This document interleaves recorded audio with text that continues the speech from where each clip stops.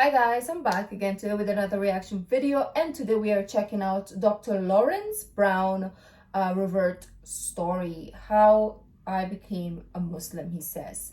This was requested in our Yusha Evans story, and I wanted to check this out as well. Of course, we're still going to continue with Yusha. But before we start, don't forget to subscribe if you haven't already. Click that bell button so you're notified whenever I do upload a video. So guys, let's check this out. It's raining, so you might hear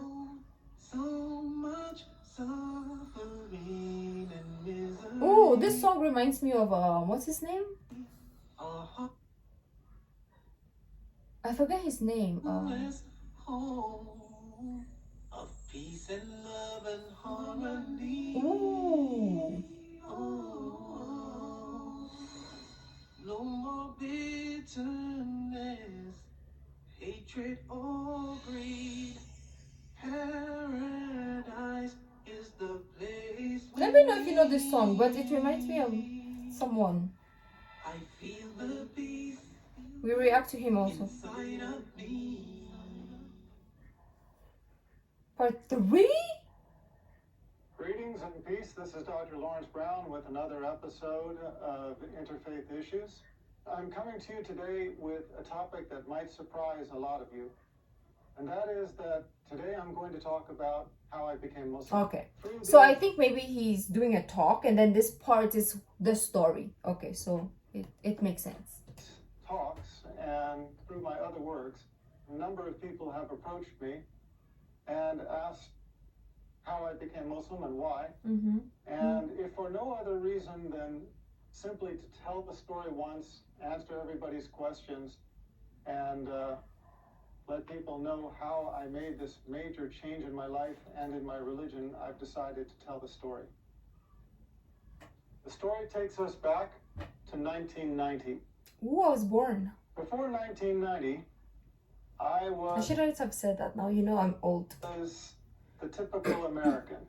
I basically subscribed to the philosophy that the person who died with the most toys wins.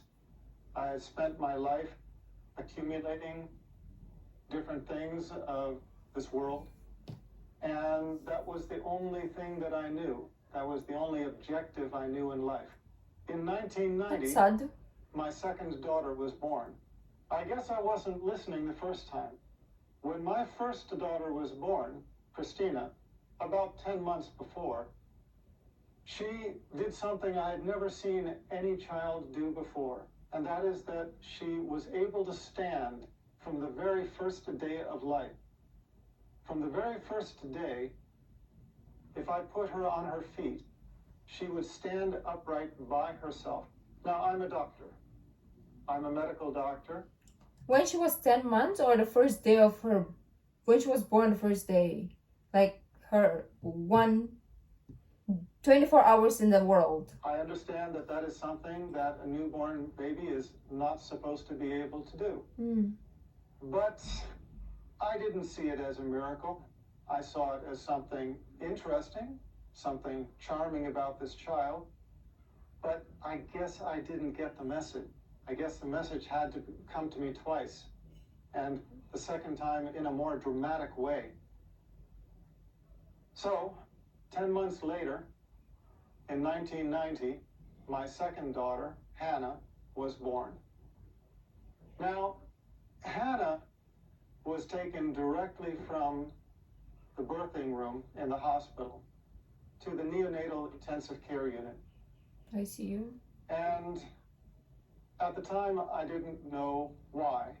They did not tell me. I was a doctor working in the hospital.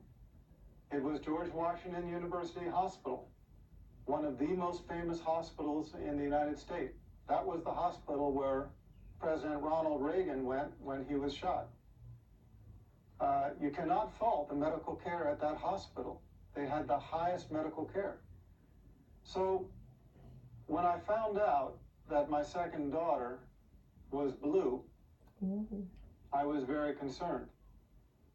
I went and saw her in the intensive care unit.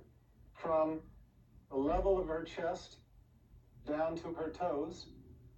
She was a dusky, the only way I can describe it is a gunmetal blue.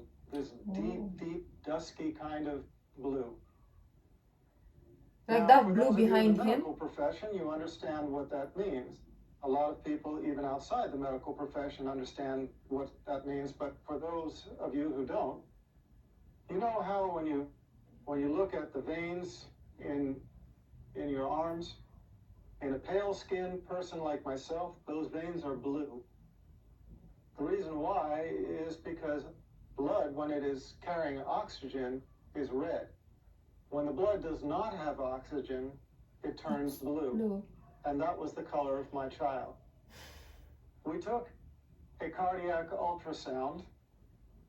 It showed that she had a coarctation of the aorta. Now, the aorta is the major vessel that comes off of the heart and then sweeps down to the rest of the body, carrying all of the blood for the body from the chest down. So, and a coarctation blood flow was here, but blood flow wasn't down here. That is interesting. Is a critical narrowing in that artery. We could see where the artery was normal size.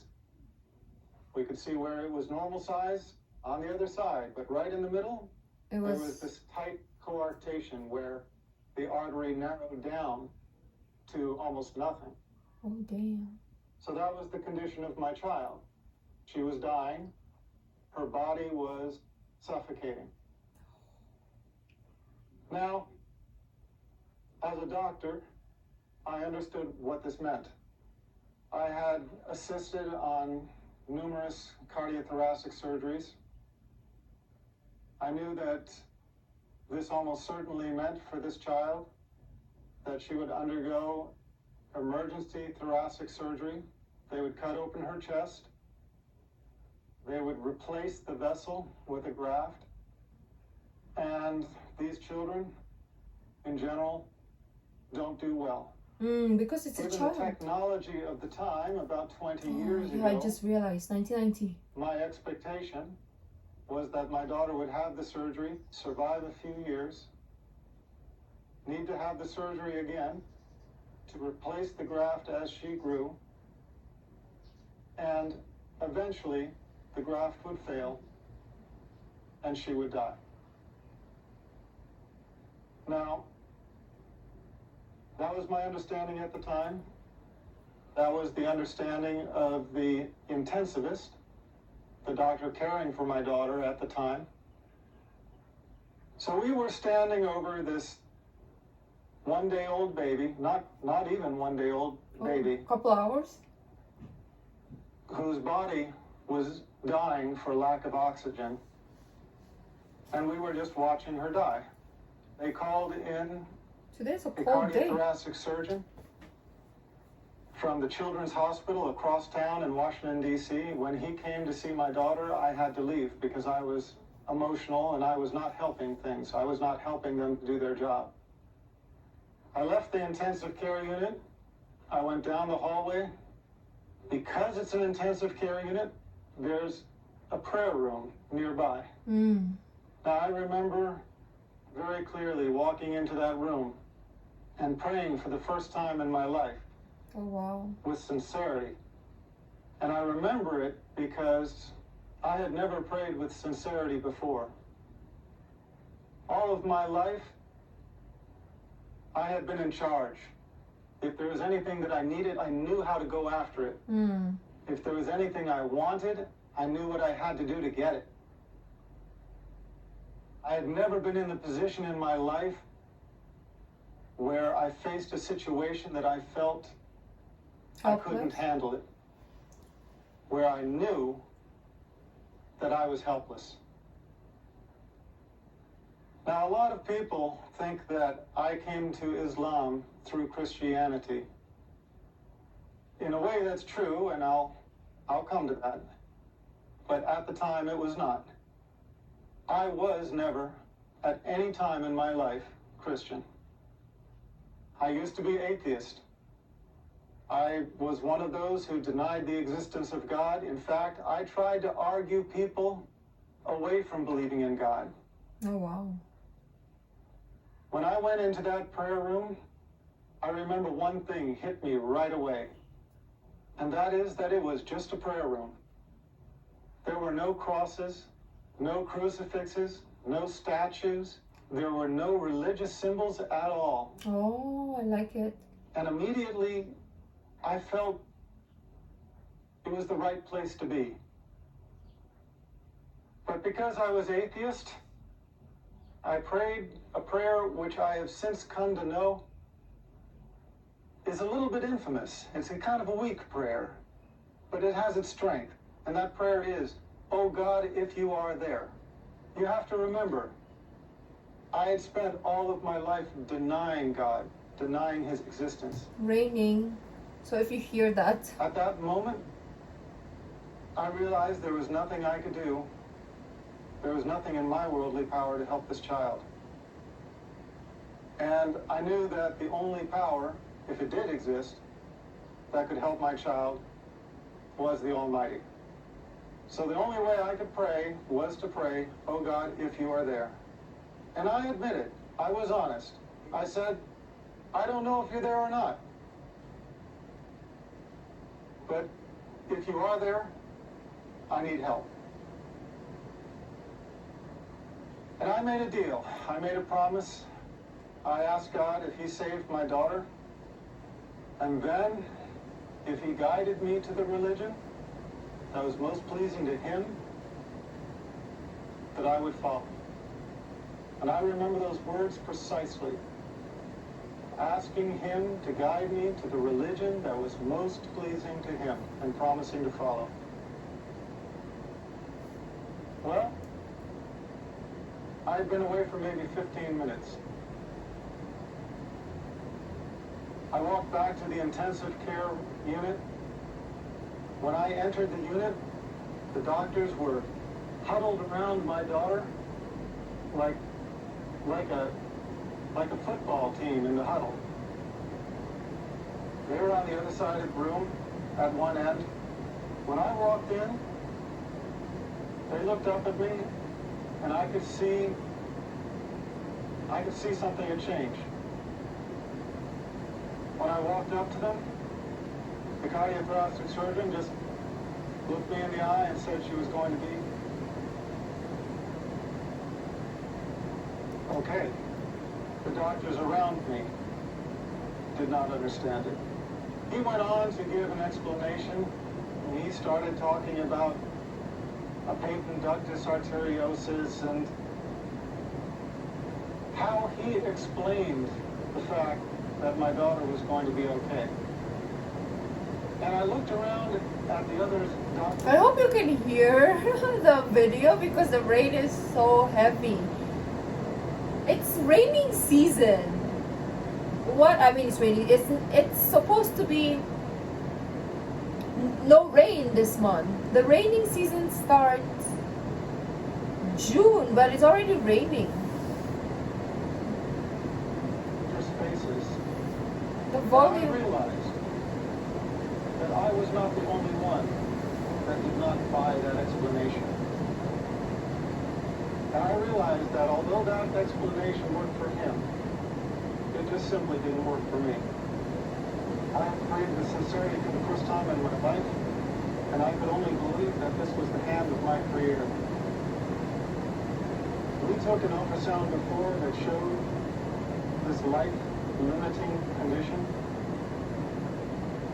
We took an ultrasound after, and she was completely stone-cold normal. Wow. She never had surgery. She never had medicine. She just went to becoming a completely normal child. As a matter of fact, she entered college this year. Oh wow. To be a doctor? When I saw this miracle, I realized I had made a promise.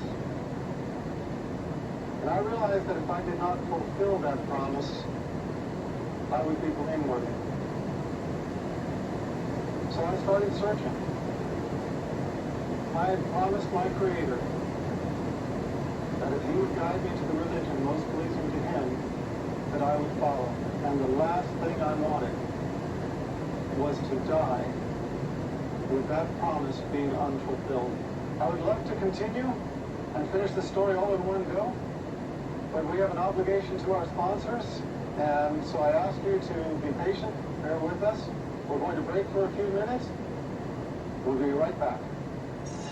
Welcome back. This is Dr. Laurence Brown again, speaking on the subject of my conversion to Islam. And I will just continue the story that I started, telling how and why I became Muslim.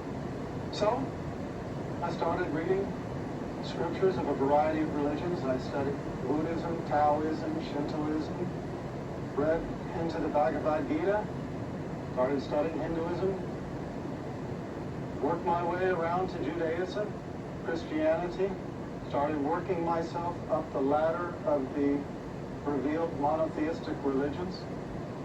With each religion I encountered, I basically just came to the conclusion that, well, no, that's not it. It didn't take me long to decide against Buddhism, against Taoism, against Hinduism.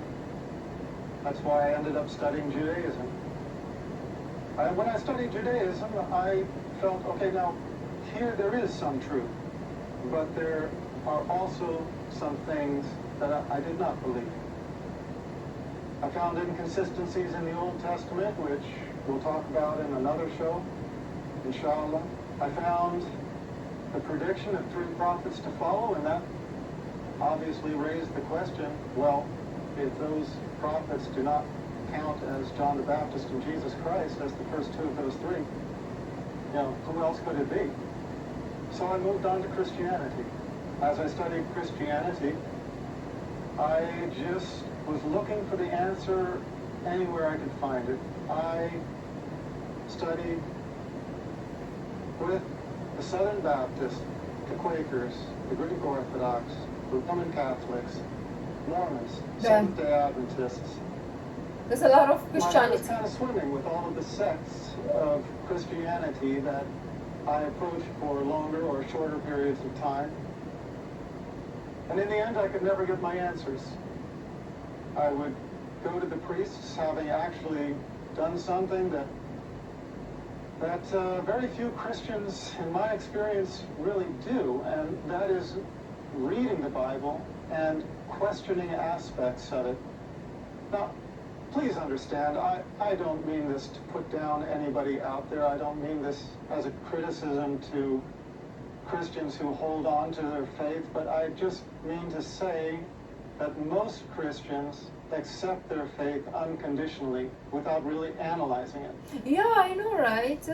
Like, my mother's side, of course, really, really strong believers in Christianity. I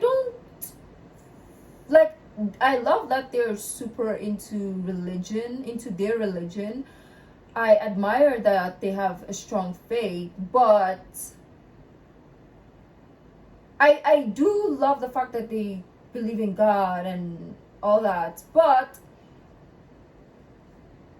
do they understand what they're reading? Or do they read? Do they listen? Or do they just... I don't know what question I want to ask. Because when it comes to like me, I don't know if it's just me. There's also part of my family, my mother's side, that is Muslim also.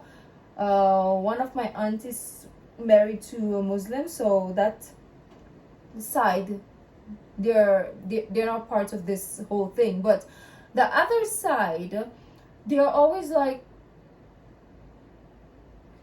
because I'm the only one that is kind of like, who doesn't, I sit there and listen. When they want me to go to church, I go with them, but not a strict follower, because I'm always like in my head, every time that I hear what they're talking about, there's so many questions in my head, and if I try to ask questions, they look at me like, you idiots, right? So I just don't talk to them about it or to question it anymore. And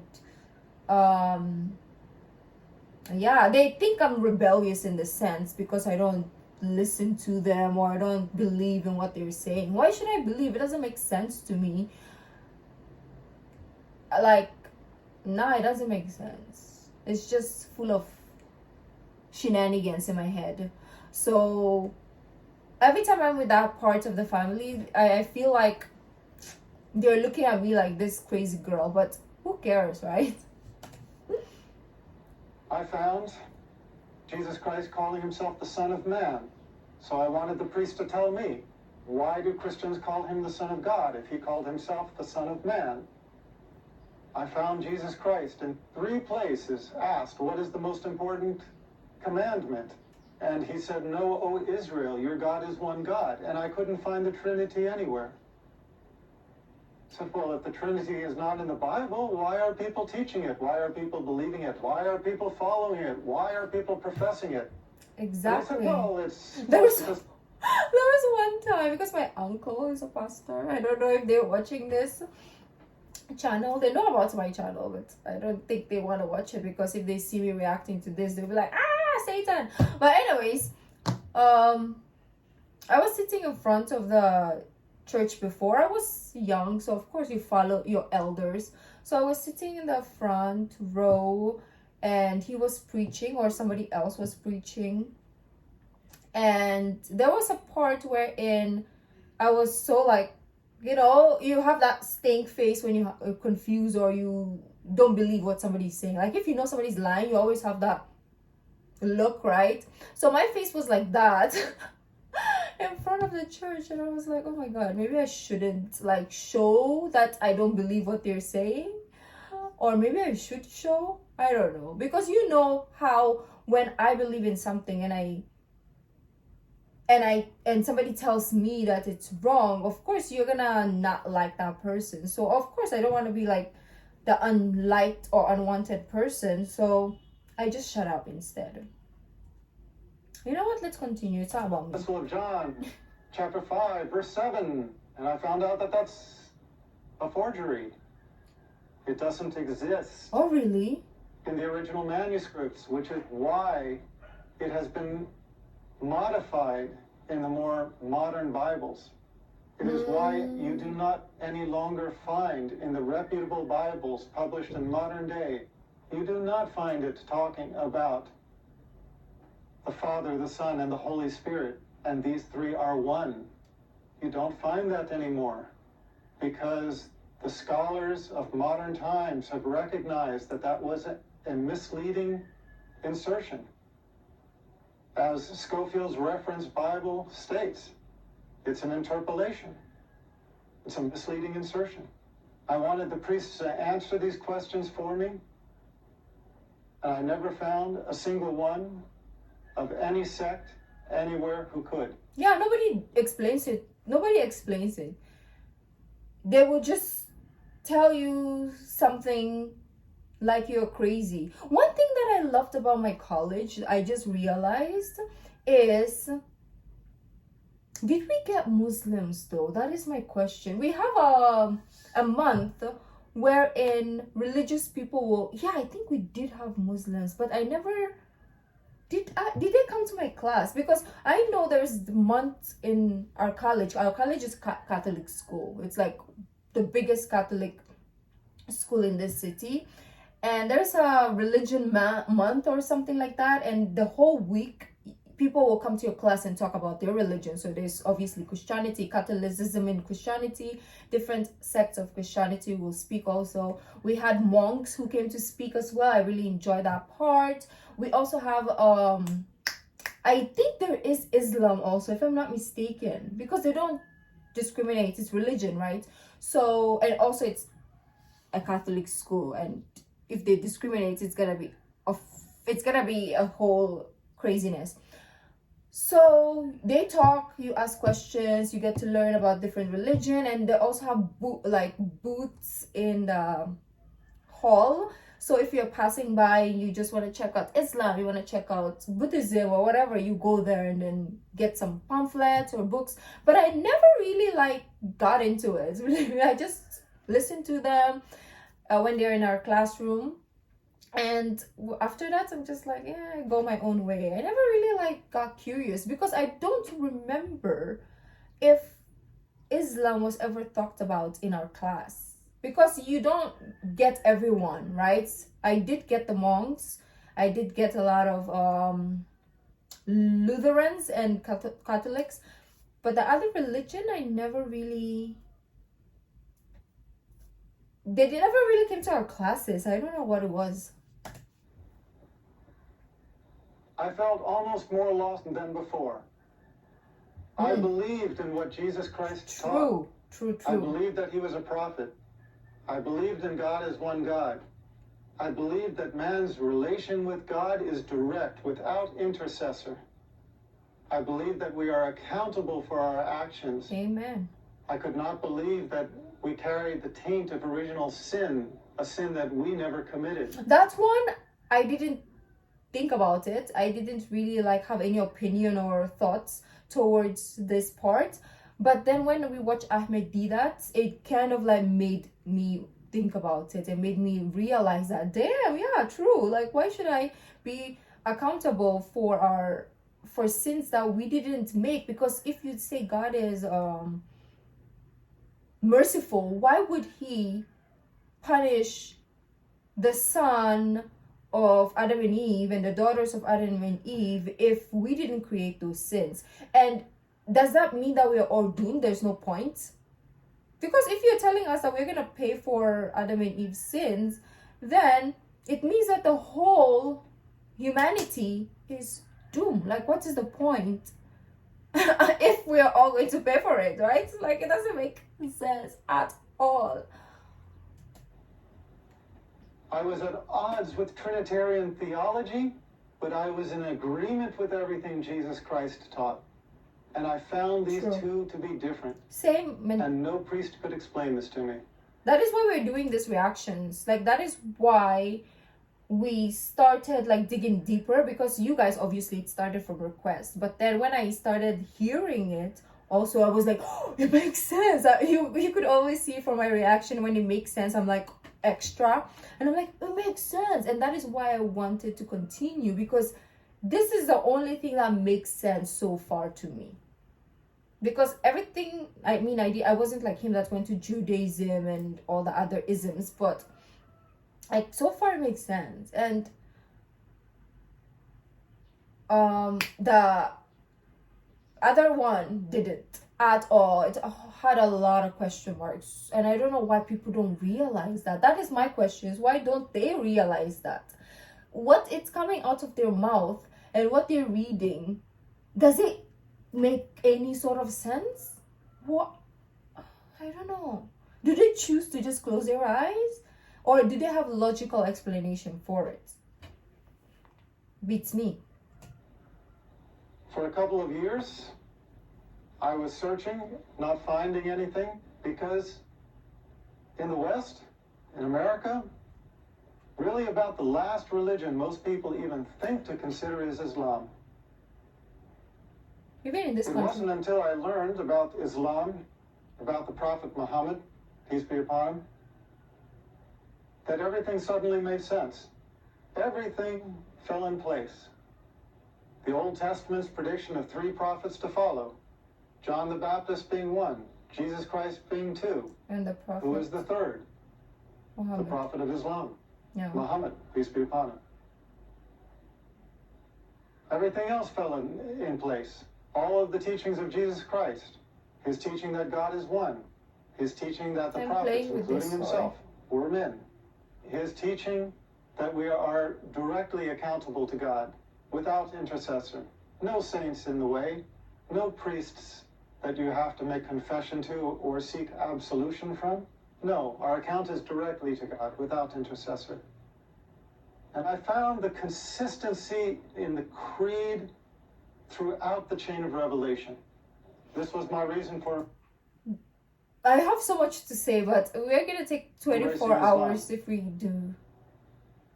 I found in Islam the answer to my search in the continuity of the chain of revealed revelation. I found Islam as the conclusion in the chain of revelation. Now, that's my story. It's a very personal story. Mm-hmm. And maybe nobody benefits from it, except for me. A But lot of people do, actually. it seems like everybody has a testimonial. And God guides who he wills. And if you are sincere, he will guide you to the straight path. True. But if you have some disease in your heart, if you have some insincerity, if you have some desire for the world where you do not put God as your priority, you can easily fall into this trap. You start out thanking God and you end up directing your worship to an element of his creation, worshiping the creation instead of the creator. A few years later, as a doctor, I had a patient who had a son who was born with a lethal heart problem. It looked like he was going to die. She prayed to God. She asked for God to save her child, and she promised. Her child got better, the same as mine had. And you know what? What? She didn't keep her promise. Oh, shoot. She went back on it. And I guess that kind of concludes my story, because when I saw that, I realized that I didn't become Muslim because I'm so smart, because I figured it out, whereas somebody else maybe didn't. No. Here was this woman in the exact same situation. She was praying for the salvation of her child with a lethal heart defect, just as I had had a child with a lethal heart defect. And what was the difference between the two of us?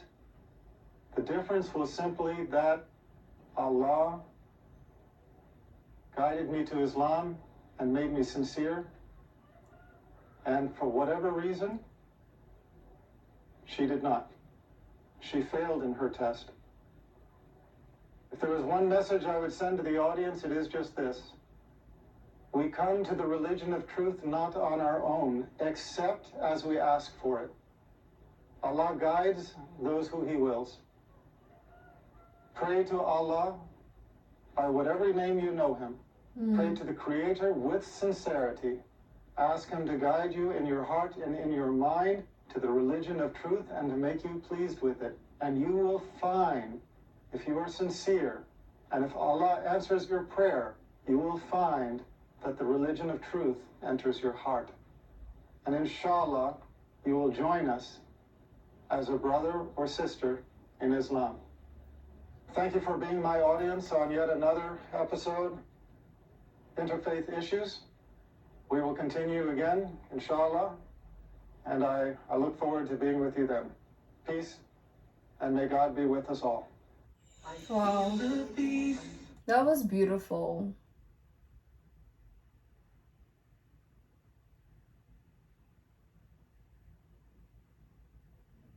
I don't know what to say. Because, like, you know when you have so much to say, but you don't know how to, like, start saying them? That is how I feel right now. And we've said some of the things that we needed to say along the way throughout the video. That was one of, like, my favorite. I always say this when I react to reverts or the revert stories. I always say this. This is my favorite. Because they're always so, like, like you realize a lot of things in the stories, right? You realize a lot of sincerity, honesty, and like so many things that you don't normally think about. And that was really eye-opening.